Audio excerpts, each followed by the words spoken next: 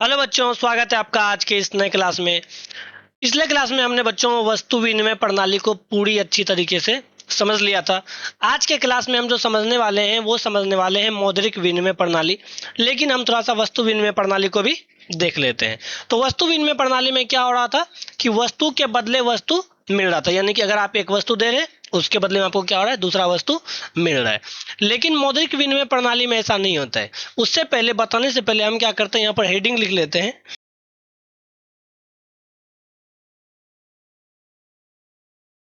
मौद्रिक विनिमय प्रणाली। अगर आप बच्चों इसके नाम को ध्यान से देखें तो आपको पता चलेगा कि इसमें मौद्रिक है, यानी कि मुद्रा से जब लेन देन किया जाए, यानी कि मुद्रा से क्या किया जाए, हम किसी वस्तु के बदले किसी को मुद्रा दें, किसी वस्तु के बदले दूसरे व्यक्ति से मुद्रा लें। ये किस में आ जाएगा, मौद्रिक विनिमय प्रणाली में आ जाएगा। जैसे मान के चलिए कि एक दुकानदार है, आप उसके पास जाते हैं चीनी लेने के लिए, और आप क्या करते हैं कि 1 किलो चीनी लेते हैं और 46 रुपए में अभी एक पर केजी चीनी मिल रहा है। आप क्या करते हैं, 1 किलो जब चीनी लिए तो चीनी के बदले आपने क्या उसको चावल दिया या गेहूं दिया? बिल्कुल भी नहीं। आपने उसको क्या दिया, आपने उसको दिया मुद्रा। यानी 46 रुपए क्या है, वो जो रुपया है वो एक तरह से क्या है, मुद्रा है, जो क्या है, रिजर्व बैंक के द्वारा वेरीफाइड है। ठीक है, तो यहाँ पर देखिए बच्चों, चीनी के बदले आप उसको क्या दे रहे हैं, मुद्रा दे रहे हैं। तो यहाँ पर ये किसका उदाहरण हो जाएगा, यहाँ पर ये हो जाएगा मौद्रिक विनिमय प्रणाली का उदाहरण हो जाएगा। उसके बाद सेकेंड है बच्चों कि मान के चलिए कि आप खुद दुकानदार हैं और कोई आपके पास ग्राहक आता है और ग्राहक आपसे 1 किलो चावल लेके जाता है 40 रुपए का। तो फिर आप क्या करते हैं कि 1 किलो उसको चावल देते हैं, बदले में वो आपको क्या देता है, मुद्रा देता है, यानी पैसा दे देता है। 40 रुपए आपको क्या हुआ, मिल गया। तो यहाँ पर देखिए बच्चों, वस्तु के बदले आपको क्या मिला, मुद्रा मिला। और जब आप दूसरे के दुकान में खरीदने जाते हैं तो वहां भी क्या करते हैं, आप वस्तु खरीदते हैं और बदले में उसको क्या देते हैं, मुद्रा देते हैं। यानी कि हम बोल सकते हैं कि मुद्रा से वस्तु का विनिमय जो होता है, यानी कि अदला बदली जो होता है, उसको हम लोग क्या बोलेंगे, मौद्रिक विनिमय प्रणाली बोलेंगे। ठीक है, वस्तु विनिमय प्रणाली में क्या हो रहा था कि वस्तु से वस्तु का अदला बदली हो रहा था। लेकिन मौद्रिक में क्या हो रहा है, मौद्रिक में मुद्रा से वस्तु का अदला बदली हो रहा है। उम्मीद है यहाँ तक आप लोगों का क्लियर होगा। अब हम क्या चलते हैं, इससे आगे चलते हैं। यहाँ पर साइड में देखिए बच्चों, यहाँ पर आप लोगों को लिखा हुआ मिल रहा होगा कि मौद्रिक विनिमय प्रणाली क्या होता है। आप क्या कर सकते हैं, इस परिभाषा को नोट कर सकते हैं। अब चलिए बच्चों, हम क्या करते हैं, इसको थोड़ा सा अच्छे से समझते हैं। मान के चलिए कि एक व्यक्ति है,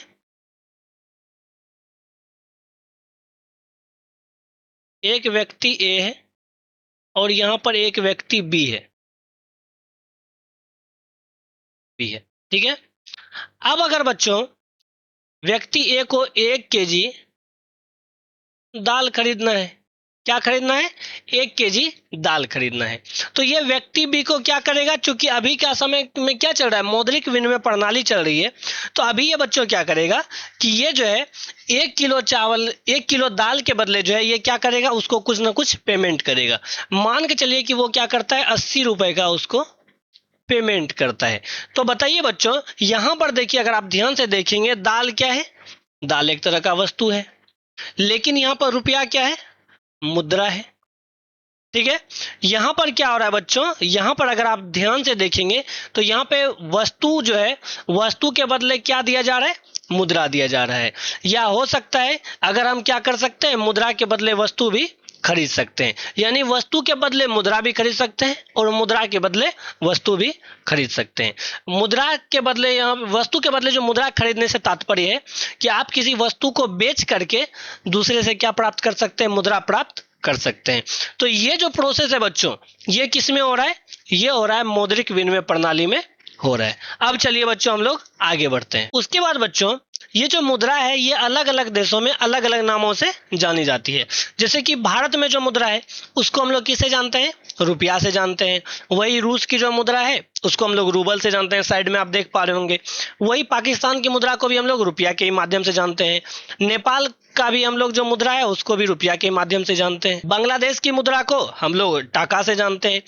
बोला जाता है ना 1 टाका 2 टाका 3 टाका, तो वो टाका क्या है? वो टाका बांग्लादेशी मुद्रा है। ठीक है, तो हम लोग यहाँ पे देख पा रहे हैं कि मुद्रा जो होता है वो अलग अलग देशों में अलग अलग नामों से जाना जा सकता है, लेकिन ऑल ओवर वो सभी क्या है? नाम अलग है, लेकिन चीज क्या है? एक ही है, और वो चीज क्या है? मुद्रा है। अब आइए बच्चों हम क्या करते हैं, थोड़ा सा आगे बढ़ते हैं। अब आइए बच्चों हम जो आगे बढ़ते हैं, अब हम लोग बढ़ते हैं मुद्रा के कार्य पे। किस पे? मुद्रा के कार्य पे। यानी कि ये जो मुद्रा है ये कौन कौन सा काम करती है। तो एक अंग्रेजी में कविता है, मुद्रा के 4 कार्य महान, माध्यम, मापन, संचय, भुगतान। हम क्या करते हैं, इस कविता को अच्छे से डिटेल में समझते हैं। यानी कि इस कविता में कहा गया कि मुद्रा के 4 मेन काम है। सबसे पहला क्या है? माध्यम है, यानी विनिमय का माध्यम है।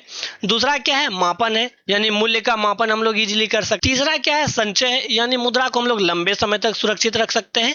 और चौथा क्या है? चौथा भुगतान है, यानी कि हम क्या कर सकते हैं, उधार लेकर भी दूसरे को मुद्रा दे सकते हैं बाद में, कुछ समय के बाद। ठीक है, हम क्या करते हैं, डिटेल वाइज एक एक करके क्या करते हैं, मुद्रा के सभी कार्यों को देखते हैं। साइड में तो आप थ्योरी देख ही पा रहे होंगे, तो आप क्या कर सकते हैं, नोट कर सकते हैं, लेकिन नोट करना ज्यादा इंपॉर्टेंट नहीं है, समझना ज्यादा इंपॉर्टेंट है। तो यहां पर हम क्या करते हैं, सबसे पहला जो लिखेंगे बच्चों कार्य, वो लिखेंगे विनिमय का माध्यम।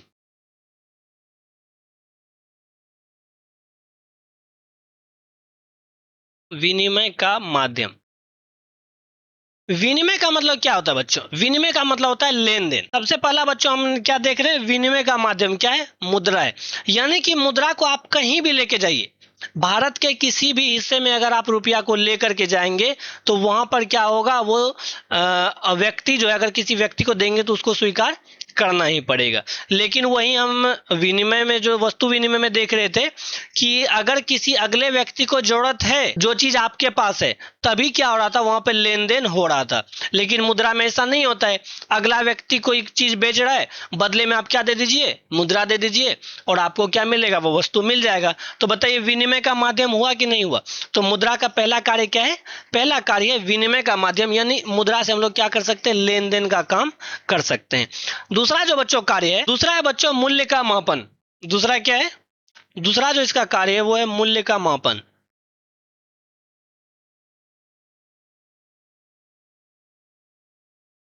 अगर आप लोग पहला क्लास देखे होंगे तो उसमें हमने बताया था कि एक जो है, एक व्यक्ति के पास घोड़ा है, बदले में उसको चावल चाहिए था।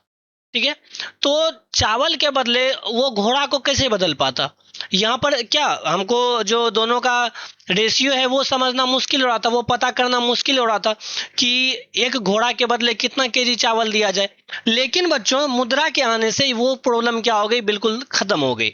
यानी कि अभी जो है चावल कितने 40 रुपए केजी मिल जाता है, दाल 80 रुपए केजी मिल जाता है, चीनी 46 रुपए केजी है। मतलब क्या है, मुद्रा एक तरह से सभी का फिक्स कर दिया गया है कि इतना अगर आप किसी दूसरे व्यक्ति को मुद्रा देंगे तो बदले में आपको क्या होगा, वस्तु मिल जाएगा। तो बताइए कितना काम आसान हो गया। पहले अगर हमको दाल का जरूरत था और अगर हमारे पास चावल ज्यादा थी तो हमको क्या खोजना पड़ता, ऐसा व्यक्ति को खोजना पड़ता जिसके पास दाल अधिक है, चावल कम है, और हम क्या कर सकते, उससे अदल बदल कर सकते थे। लेकिन अभी क्या है, अभी बस आपके पास मुद्रा होनी चाहिए, आप क्या कर सकते हैं, मुद्रा के बदले वस्तु को खरीद सकते हैं। तो दूसरा सबसे अच्छा फायदा क्या है, मूल्य का मापन। अब आइए बच्चों हम लोग तीसरे पॉइंट पर चलते हैं। तीसरा पॉइंट है बच्चों हमारा विलंबित भुगतान का मान।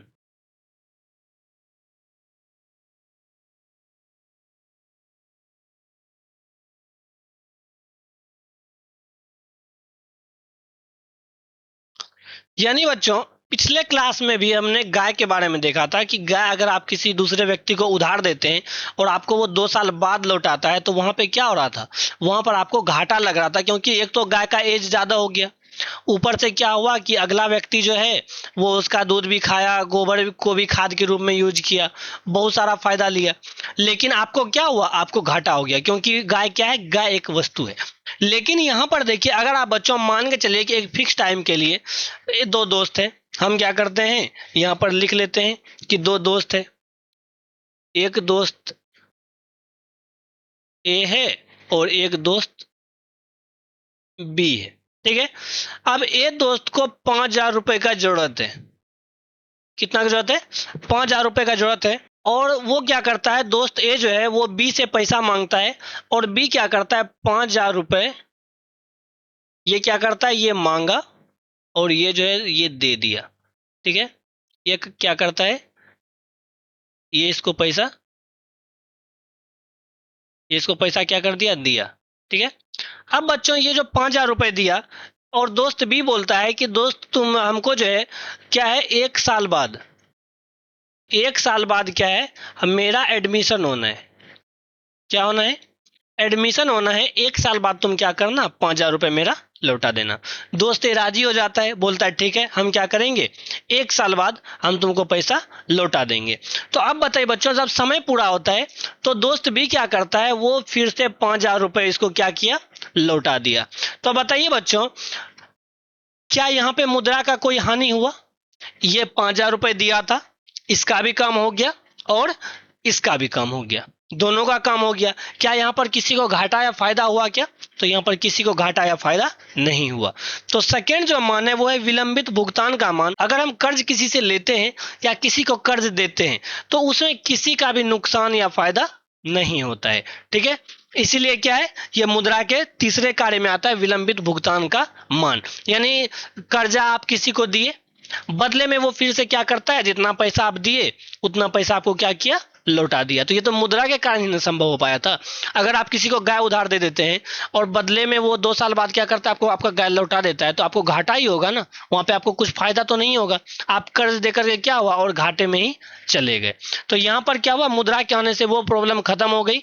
आप 5,000 रुपए दिए तो बदले में आपको क्या होगा, 5,000 रुपए मिल जाएगा। ठीक है, अब आइए बच्चों हम लोग चलते हैं चौथे पॉइंट पे। चौथा पॉइंट है हमारा मूल्य का संचय।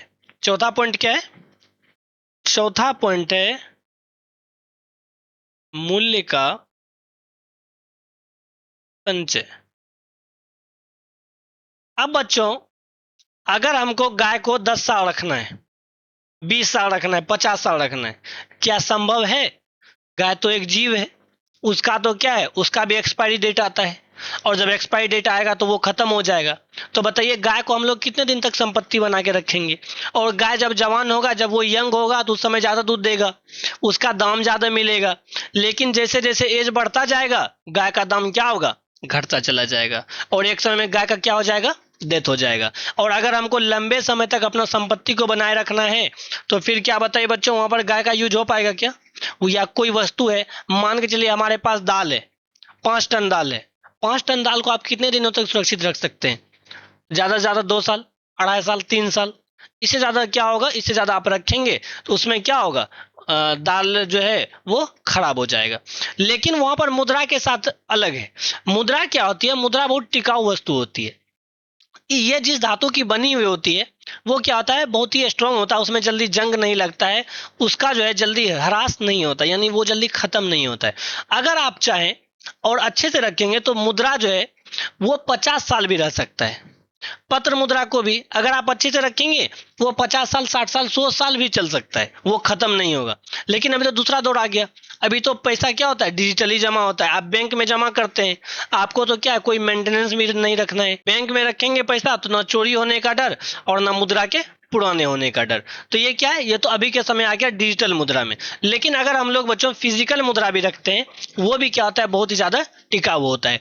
यानी कि मूल्य का संचय का वही मतलब है कि हम लोग अपने पैसे को अधिक से अधिक समय तक अब सुरक्षित रख सकते हैं। ये क्या हो गया, ये चौथा फायदा हो गया। अब आइए बच्चों हम लोग पांचवें फायदे पे चलते हैं। पांचवा फायदा है क्रय शक्ति का हस्तांतरण। क्या है, क्रय शक्ति का हस्तांतरण। मान के चलिए बच्चों, आपको क्या है, आप जहां पे अभी रह रहे हैं उस जगह को आपको बेच करके जाना है। तो क्या होगा, आप उस जगह को बेच देंगे इजीली, उसके बदले आपको क्या होगा, पैसा मिल जाएगा, और आप क्या कर सकते हैं, आप कहीं भी जा करके बच सकते हैं। लेकिन अगर मुद्रा नहीं होता तो फिर क्या होता, अगर आपके पास गाय है तो आपको उस व्यक्ति को खोजना पड़ता जिसके पास गाय नहीं है और जिसको गाय का जरूरत है। और अगर वो व्यक्ति मिल भी जाता लेकिन बदले में वो आपको क्या देता वो ज्यादा इंपॉर्टेंट है। अगर वो बदले में घोड़ा दे रहा है तो आप घोड़ा लेके क्या करेंगे, है कि नहीं। आपको जरूरत किस चीज का है, मान चलिए आपको जरूरत है चावल का, वो चावल दे दे 1 बोरा, लेकिन वो तो संभव है नहीं। क्योंकि उसके पास चावल है ही नहीं। तो फिर यहाँ पे क्या होता, दिक्कत हो जाता, आपको गाय को या तो वहीं पे छोड़ना पड़ता या उसको साथ में बहुत दूर लेके जाना पड़ता। लेकिन अभी के समय में जब मुद्रा आ गई है, तो अभी क्या हो रहा है कि अभी क्या है कि गाय मेरे पास है, हम कहीं दूसरे जगह जा रहे हैं, नई जगह पे जाकर के बस रहे हैं, तो पुराने जगह पर जितने भी वस्तुएं गाय है, तो हम गाय को क्या कर सकते हैं, बेच सकते हैं, बदले में हमको मुद्रा मिल जाएगी और उस मुद्रा का यूज हम लोग नए जगह पे गाय खरीदने के लिए कर सकते हैं। ठीक है, तो हमारे पास क्या हो गई, मुद्रा के आने से क्रय शक्ति का हस्तांतरण संभव हो पाया। यानी कि मेरे पास जो वस्तु है उसके बदले हम क्या कर सकते हैं, मुद्रा प्राप्त कर सकते हैं और उस मुद्रा का हम लोग यूज कर सकते हैं। ये तो हो गया कौन सा पॉइंट, पांचवा पॉइंट। अब छठा पॉइंट आता है बच्चों, वो है साख का आधार। क्या है, साख का आधार।